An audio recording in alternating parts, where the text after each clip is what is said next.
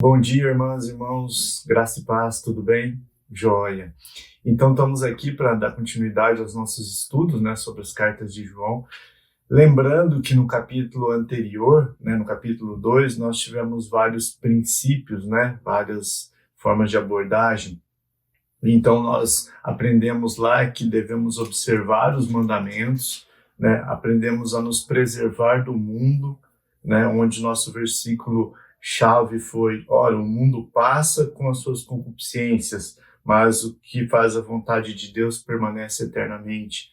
E depois a gente veio também estudar sobre os anticristos, que na ideia da igreja daquela época, na ideia da comunidade daquela época, os anticristos eram aquelas pessoas que estavam contra Cristo, e não um ser que é descrito no Apocalipse, não um ser como um ser apologético, Então, assim, é um ser que ele não é esse ser. Assim, aqui são pessoas de carne e osso que têm ideias contrárias a de Cristo e que principalmente falavam que Cristo não poderia ter sido homem, carne, ter habitado num corpo humano porque ele era Deus. Então, eles negavam essa coisa. Então, negavam o nascimento, o sofrimento, a morte e a ressurreição de Cristo. E que para isso o cristianismo é a base, é um dos pilares fundamentais do cristianismo, é isso. E depois também nós chegamos agora no capítulo 3, onde nós vamos estudar do verso 1 até o verso 10. Aqui nós vamos ver algumas razões imperativas para uma vida santa, uma vida separada, uma vida pura, uma vida que não tem pecado. Não o pecado que nós vamos abordar aqui, o pecado, aquele pecado original, aquele pecado que nós nascemos, nós somos pecadores, estamos destituídos da glória de Deus e precisamos de Jesus Cristo para nos levar ao Pai. Nós precisamos dele para estarmos junto do Pai, para conhecermos o Pai. Então, num sentido de habitualidade, o pecado como habitualidade na sua vida, na minha vida. Esse pecado, ele nos separa de Deus.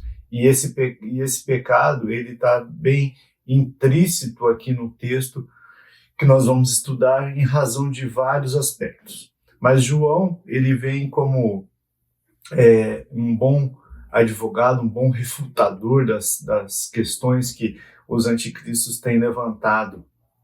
E no capítulo 3, do verso 1 ao verso 24, nós vamos ver aqui que João trabalha 3 argumentos. Esses 3 argumentos que João trabalha aqui, hoje nós vamos trabalhar um só deles, mas vamos ver quais são esses argumentos. O argumento moral, que vai do verso 1 ao verso 10, é o tema da nossa aula de hoje. Então, irmãos, a moralidade, ela está intrinsecamente ligada ao pecado. Então, ela faz oposição ao pecado. Então, a moralidade é oposta da imoralidade.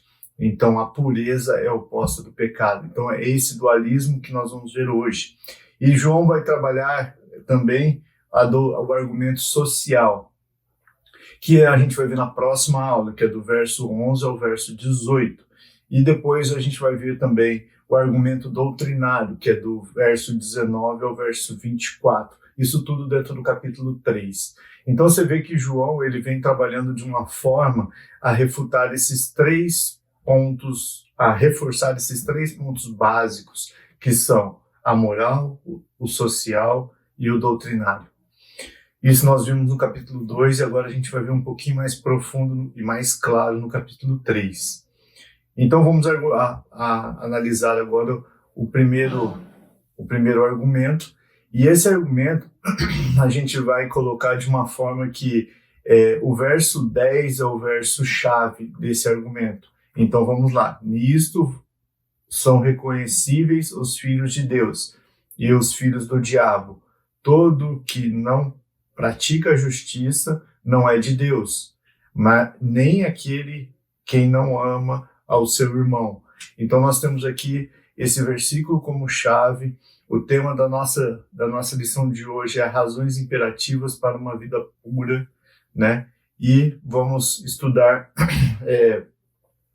expositivamente o texto do verso capítulo 3, do verso 1 ao verso 10.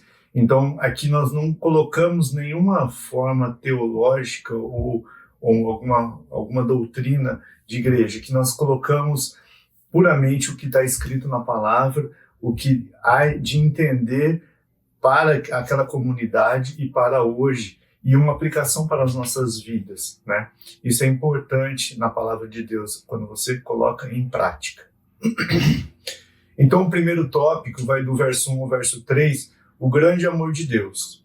A motivação para uma vida de pureza começa com Deus, e não com o homem. É pela contemplação do amor de Deus que somos desafiados a viver em santidade.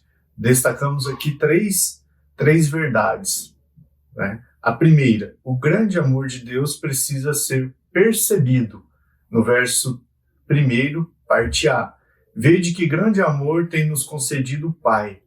Então o apóstolo João chama a atenção dos crentes para olharem e avaliar a grandeza do amor do Pai. Trata-se de um amor eterno, imenso e sacrificial. O amor do Pai é grandioso e altruísta. É um amor explícito, ativo e íntimo. É o elo que une aquele que dá ao que recebe. Como filhos de Deus e recipientes do amor divino, confessamos que não somos capazes de compreender as dimensões do amor de Deus. Então esse é o primeiro ponto, né, que nós não conseguimos entender o amor de Deus, e João vem e dá essa explicação que é eterno, imenso e sacrificial esse amor. Em segundo lugar, o grande amor de Deus foi reativamente demonstrado. Então isso está no verso 1, na parte B, e no começo do verso 2. O amor de Deus pode ser visto porque foi reagentemente demonstrado. João destaca aqui mais 3 fatos sobre isso.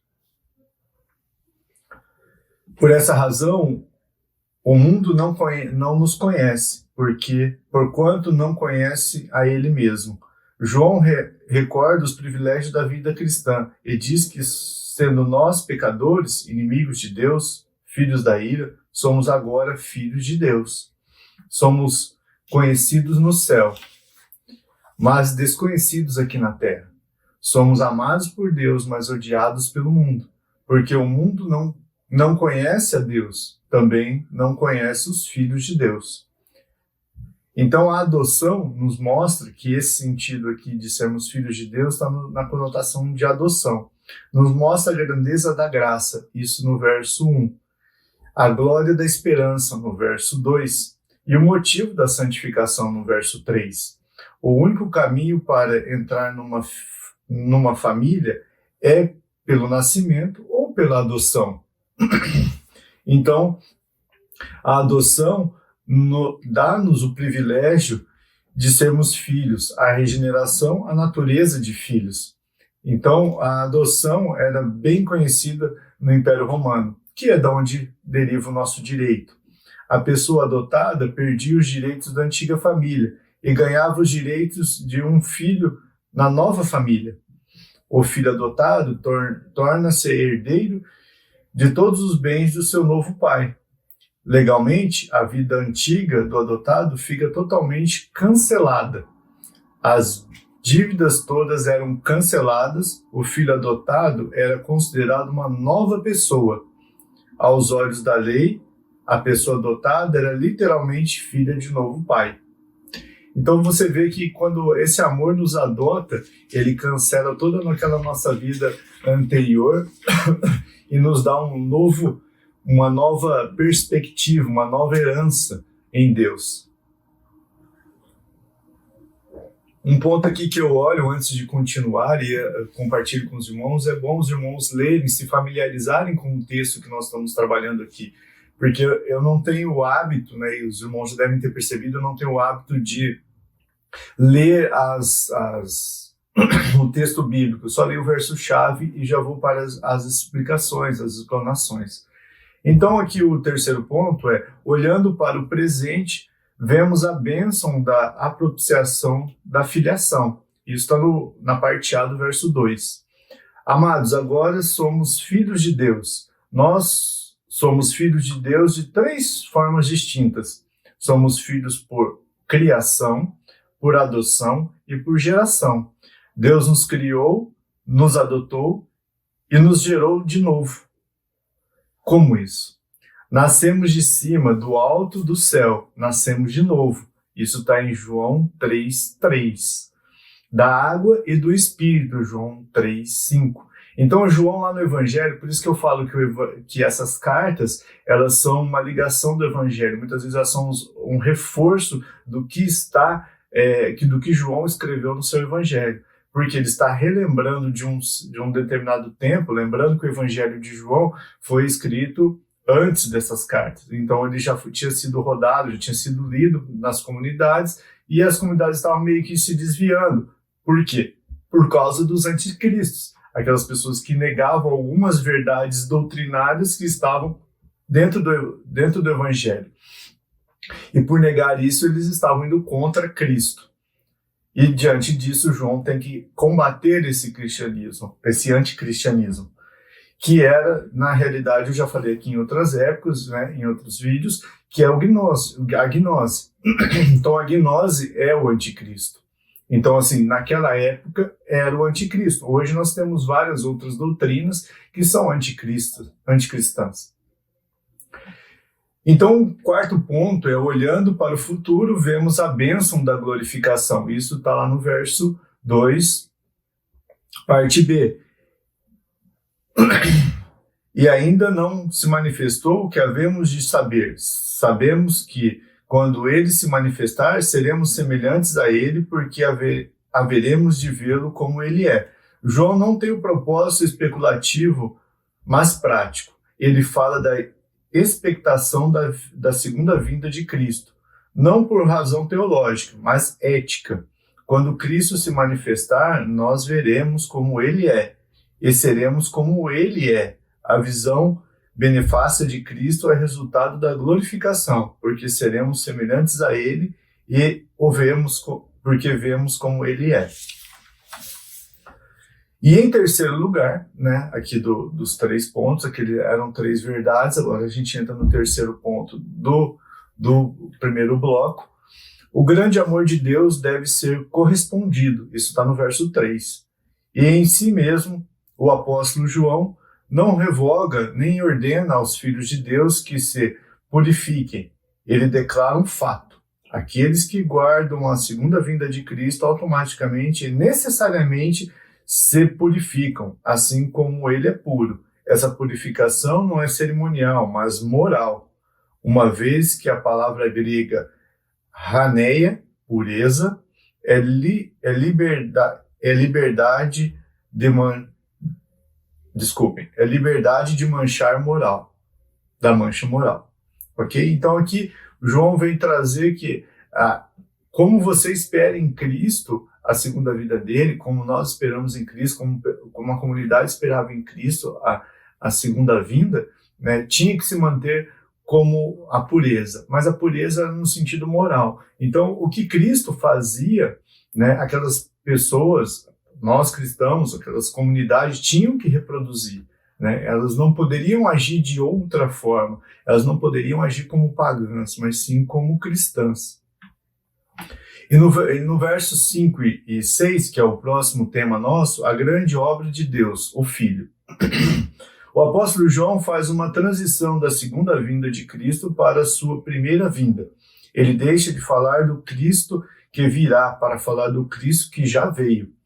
Ele faz uma conexão entre a manifestação da glória, que acontecerá na segunda vinda, para a manifestação que já aconteceu na primeira vinda. Então, esses 2 versículos vão tratar disso. E, em primeiro lugar, Jesus se manifestou para tirar os pecados. Isso está no verso 5. Aqui, a obra da remoção dos pecados do homem, realizada por Cristo, é a impecabilidade de sua pessoa, são maravilhosamente colocadas juntas. Jesus não veio para ignorar o pecado, desculpá-lo e desconsiderá-lo, mas para levá-lo embora. Então João, ele trata aqui que Cristo veio para nos sacrificar. Cristo veio se sacrificar para nos purificar, para nos tirar todo o pecado. Em segundo lugar, Jesus se manifestou para destruir as obras do diabo. Isso está no verso 8, parte B. O diabo é o pai do pecado. O pecado gera morte e o diabo veio para roubar, matar e destruir. O Filho de Deus Jesus, veio não só para tirar os pecados, mas para destruir as obras do diabo. Jesus desembocou os principados e as potestades na cruz do Calvário e triunfou sobre o diabo e suas hostes. Ele expôs os principados e as potestades ao desprezo. Ele esmagou a cabeça da serpente. Né? Moralmente, a obra do diabo é tentar para o pecado. Fisicamente, é infligir doença. Intelectualmente, é seduzir para o erro. Espiritualmente, é afastar a pessoa de Cristo. A palavra grega kartageu, destruir, não significa aniquilar, mas privar de forças, tornar inoperante. Então, diante disso, né, o diabo ele não vem, como o texto fala, ele não vem para nos destruir, ele vem para nos afastar, para nos tornar inoperantes. Então, o pecado, ele torna a pessoa inoperante no reino de Deus. Por quê? Porque Deus não aceita o pecado. Então, nós vamos ver agora os versos 4, 5, e 6 e 8 como a grande malignidade do pecado. A pecaminosidade e a malignidade do pecado podem ser observados por intermédio de 5 fatos. Vamos bem rapidinho por eles. Primeiro fato, a essência do pecado, está no verso 4.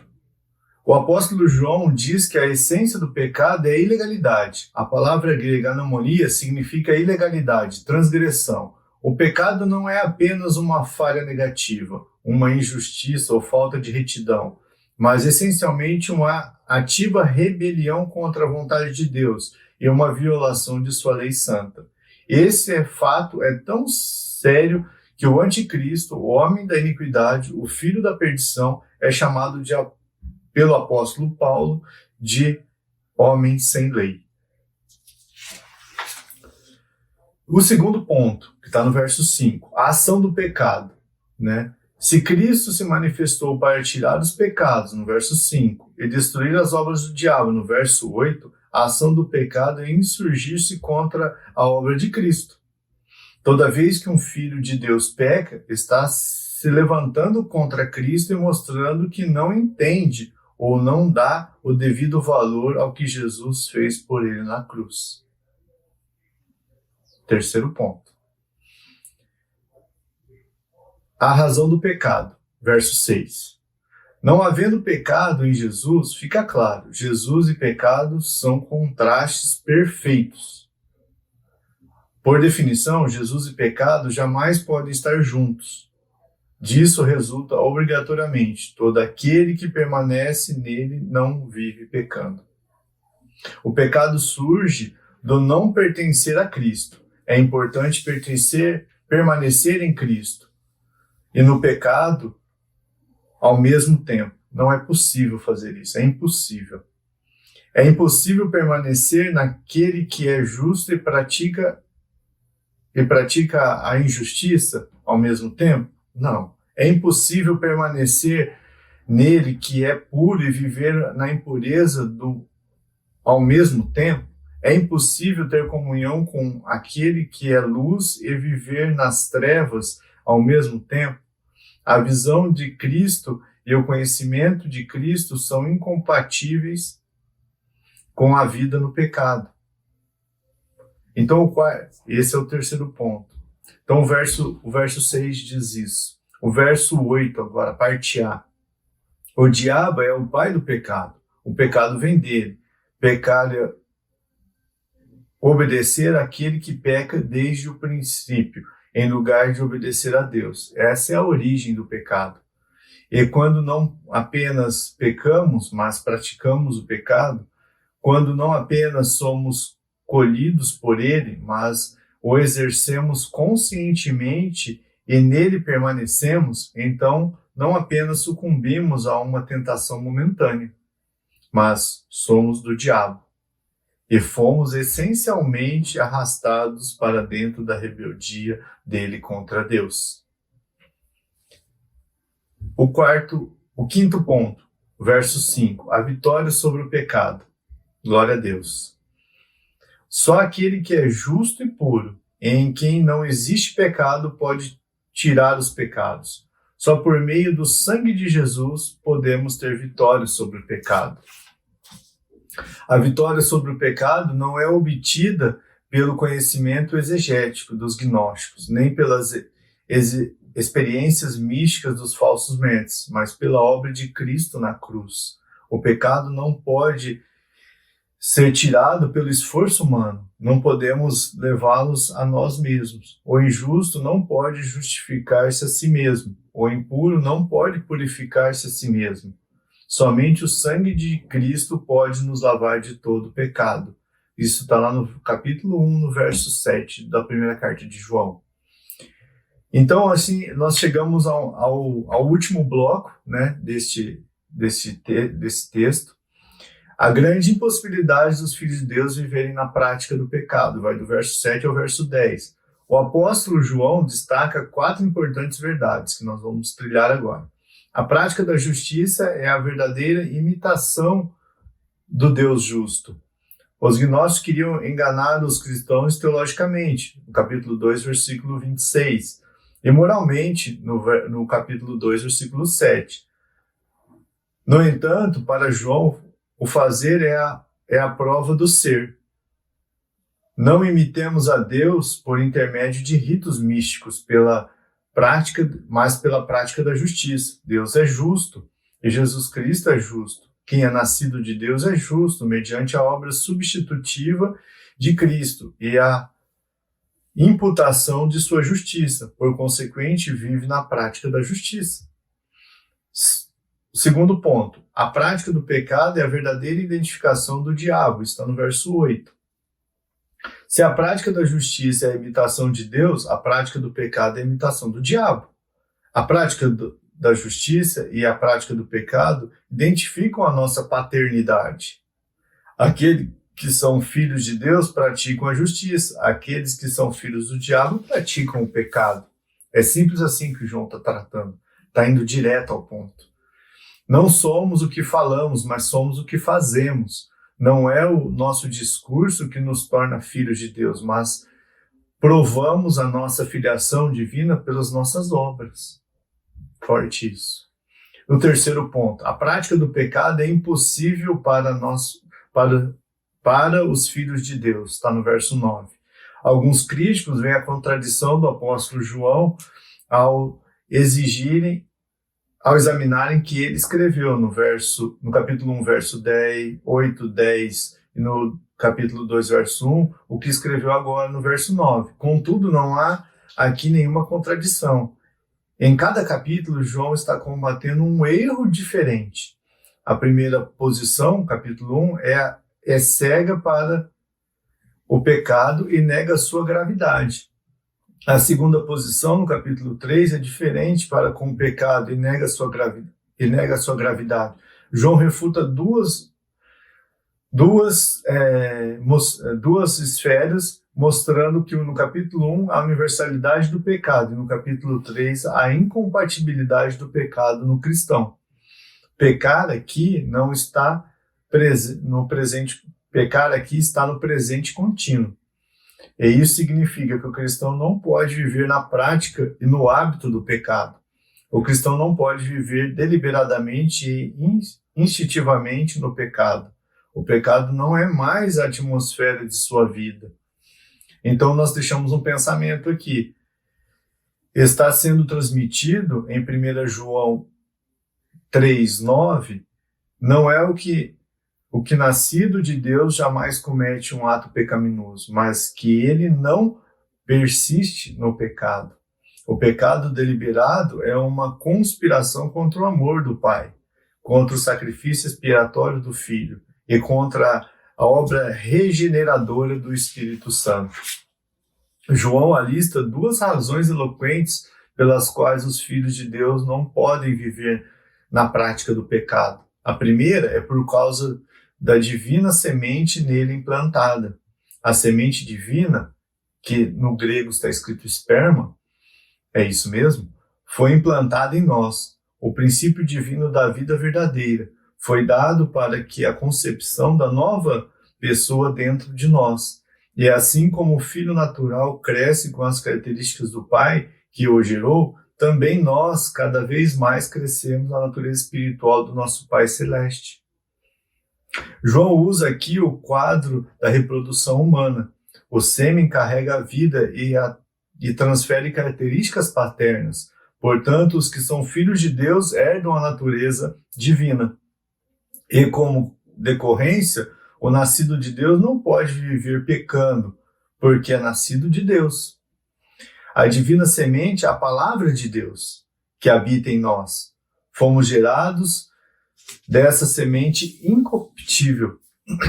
Então, aí um segundo ponto é por causa do novo nascimento. Somos nascidos de Deus e Deus é santo. Portanto, devemos carregar a nossa imagem do nosso Pai. Nascidos de Deus é a ideia central dos capítulos de 3 a 5, que nós vamos estudar também. Não podemos viver na prática do pecado, pois essa é a marca dos filhos do diabo. Um quarto ponto dentro desse bloco. Os filhos de Deus e os filhos do diabo são conhecidos por suas obras. João conclui sua exposição falando da humanidade. A humanidade está dividida em dois grupos, os filhos de Deus e os filhos do diabo. Não tem meio termo. Em toda essa carta, João fala de duas categorias: luz e trevas, verdade e mentira, amor e ódio, Deus e o diabo. Chegando agora no ápice. João não usa meios termos. Não há neutralidade nessa questão. O homem é filho de Deus ou filho do diabo.